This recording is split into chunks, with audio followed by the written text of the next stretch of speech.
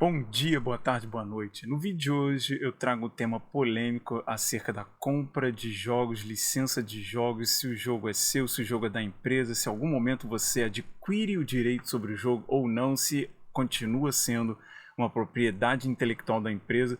Eu espero que vocês curtam o vídeo, possam dar o joinha ao final, assim como se inscrever no canal. Dessa forma eu serei incentivado a fazer mais vídeos desse tipo pelo aspecto jurídico da coisa, que é o meu campo de atuação. Valeu!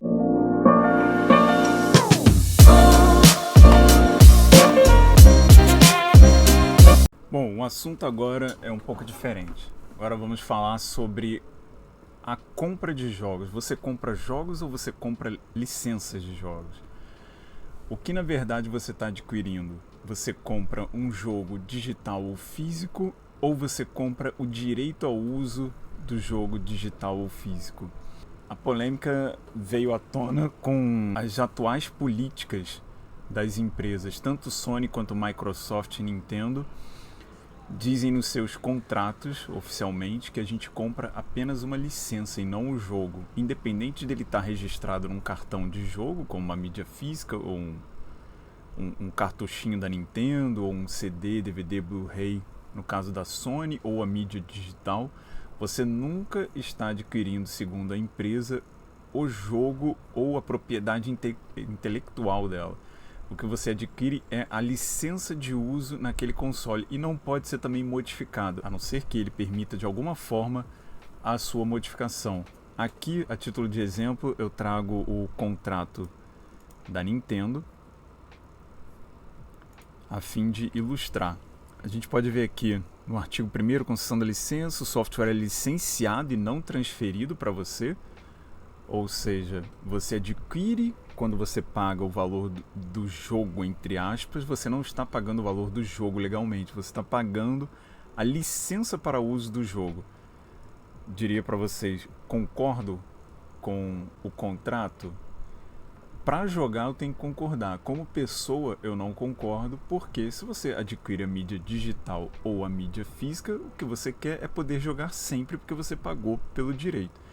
Só que a empresa diz à frente que ela pode até revogar isso a qualquer momento, essa licença. A licença do software, o item 2, não é exclusiva e pode ser revogada pela Nintendo a qualquer momento.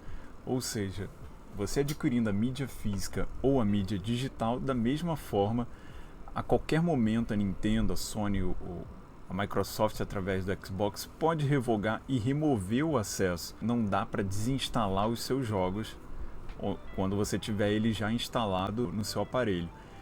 Mas, porém, eles podem não permitir mais você fazer o download do jogo. Eles podem remover de uma loja ou podem simplesmente não só remover da loja, mas podem também acabar com a loja, como o caso dos consoles que acabam se tornando retro, né? Os consoles que ficam para trás, como um PlayStation 3, um PlayStation 2, PlayStation 1, GameCube.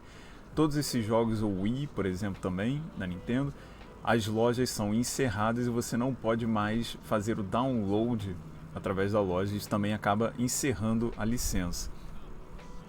Você não pode usar o software para fins comerciais, ou seja, você não pode fazer o upload para depois vender o seu software para terceiros. Você não pode copiar, duplicar, publicar, transmitir publicamente, alugar, modificar ou fazer engenharia reversa software. Ou seja, esses MIG switch e afins que tem por aí, R4, todo esse tipo de conteúdo é ilegal segundo a Nintendo. Você não pode usar nem o cartucho para fazer o dump da sua ROM. Você não poderia jogar no emulador, você não poderia jogar de formas alternativas e melhoradas através de algum software de terceiro. A Nintendo não permite isso. Recentemente, ontem na verdade, eu acabei descobrindo que tem novas versões de jogos de Nintendo 64 que através de inteligência artificial você consegue emular o jogo de uma forma muito melhor do que o console original. Eles aplicam várias tecnologias, inclusive DLSS e Ray Tracing nos jogos de Nintendo 64. Isso não seria permitido de acordo com o que a gente assina quando adquire o console e os softwares. O que eu gostaria de chamar a atenção aqui também, na parte legal, é a reserva de direitos. nem a venda, transferência, licença ou uso do sistema transferirá qualquer título ou jogo ou propriedade, incluindo software de toda e qualquer propriedade intelectual, ou seja, direitos de propriedade intelectual, hardware, software, código de software, documentos e quaisquer outras informações como know-how, propriedade da Nintendo ou de terceiros.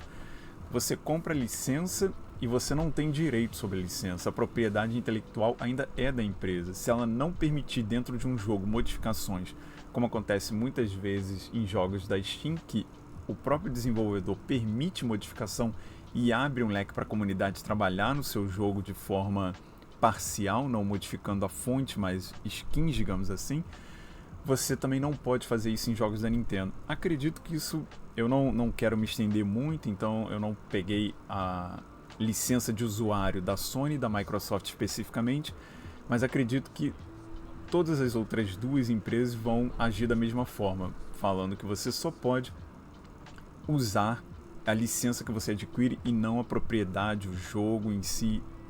Por isso que elas acabam fechando até as lojas virtuais e a gente acaba sem acesso a esses jogos que a gente adquiriu se você não tiver adquirido da forma física.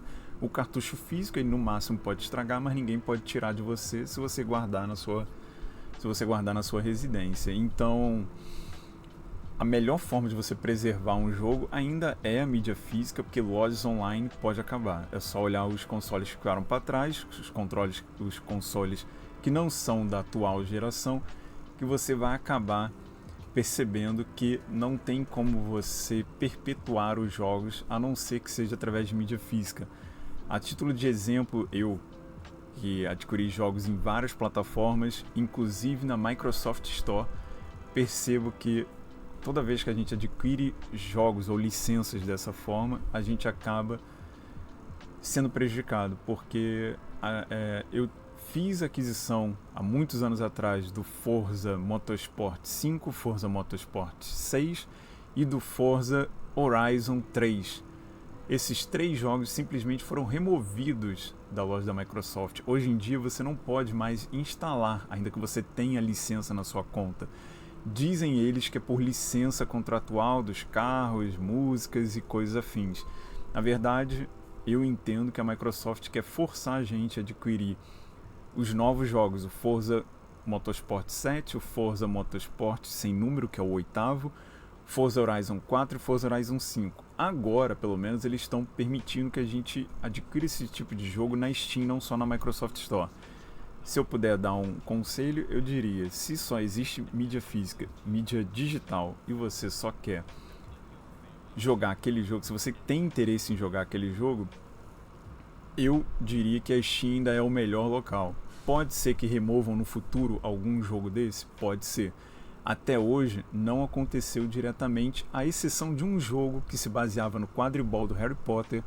A desenvolvedora sofreu ação e teve que remover o jogo inteiramente da loja e as pessoas foram reembolsadas. O jogo desapareceu, você foi reembolsado, você acabou recebendo um reembolso e não pôde mais jogar, adquirir, instalar, nem ver a página mais na Steam.